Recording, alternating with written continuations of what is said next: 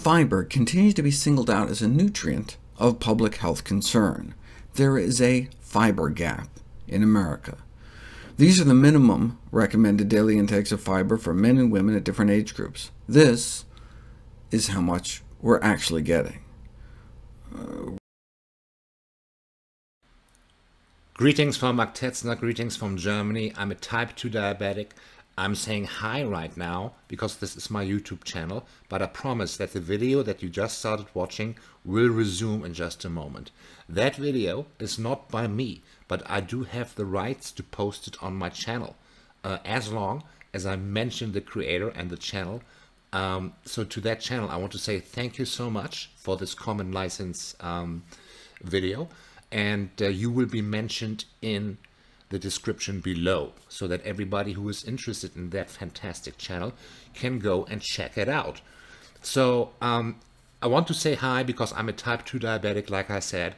This is my channel, this is me, on the 17th of June 2022, and I had just been diagnosed half a year ago. Again, the video will resume in a minute. I will need 2 minutes, absolute maximum. I just wanted to say hi and share a few things. And then there is me on 26th of September 2023. Okay, I'm kind of even slimmer now. I know right now here the light is really bad, but you can see what this does. So I had a horrible surgery back then. I was in the hospital for several days, and then in a clinic for diabetics for multiple weeks. And in those clinics, you have to go and take classes. You learn all kinds of things. And I also found, because I got really scared, I had these throbbing and tingly feet and other problems, and it was just getting crazier and crazier. Also partnered with a licensed dietitian, and we put together something quite amazing. You can find that also in the description, also at spikecontrol.com.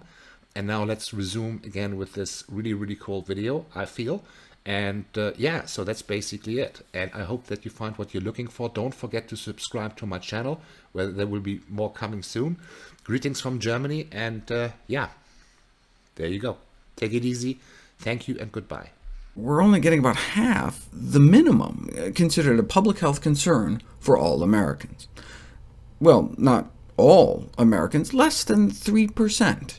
Meet the recommended minimum, meaning less than 3% of all Americans eat enough plant-based foods, the only place fiber is found, though a nominal 0.1 is thrown in for the meat category in case someone eats a corn dog or nibbles on the garnish. If even half of the adult population ate 3 more grams a day, like a quarter cup of beans or a bowl of oatmeal, we could save billions in medical costs, and that's just for constipation. The consumption of plant foods, the consumption of fiber-containing foods, reduce risk for diabetes, heart disease, stroke, cancer, and obesity as well. The first to make this link between fiber intake and killer disease was probably Dr. Hugh Trowell many decades ago. He spent 30 years practicing in Africa and suspected it was their high consumption of corn, millet, sweet potatoes, greens, and beans that protected them from chronic disease. This kind of got twisted into the so-called fiber hypothesis, but he didn't think it was the fiber itself, but the high-fiber foods that were so protective. There are hundreds of different things in whole grains besides fiber that may have beneficial effects. For example, yes, the fiber in oatmeal can lower our blood cholesterol levels, so less gets stuck in our arteries, but there are anti-inflammatory and antioxidant phytonutrients in oats that can help prevent atherosclerotic buildup and then help maintain arterial function. Visionaries like Trowell were not entrapped by the reductionist, simple-minded focus on dietary fiber and insisted that the whole plant foods should receive the emphasis. Fiber intake was just kind of a marker for plant food intake. Those with highest fiber intake, the lowest cholesterol, were those who ate exclusively plant-based diets. Risk factors like cholesterol are one thing, but can these individual foods actually affect the progression of heart disease? We didn't know until this study was published. Hundreds of older women were subjected to coronary angiograms, where you can inject dye into the coronary arteries of the heart to see how wide open they are. They got an angiogram at the beginning of the study, then one a few years later, all while analyzing their diets. This is what they found. The arteries of women eating less than a serving of whole grains a day significantly narrowed, whereas the arteries of women who ate just a single serving or more also significantly narrowed, but they narrowed less. Right?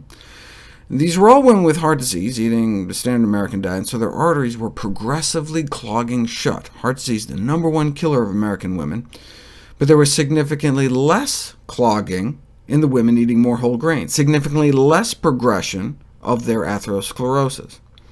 In fact, almost as much slowing of their disease as one might get taking cholesterol-lowering statin drugs. Statins can also slow the rate at which our arteries close. But do we want to just slow the rate at which we die from heart disease, or not die from heart disease at all? A whole food plant-based diet has been shown to reverse the progression of heart disease, opening our arteries back up. Whole grains, like the drug, can help counter the artery clogging effects of the rest of the diet. Having oatmeal with bacon and eggs is better than just eating bacon and eggs, but better, perhaps, to stop eating an artery clogging diet altogether.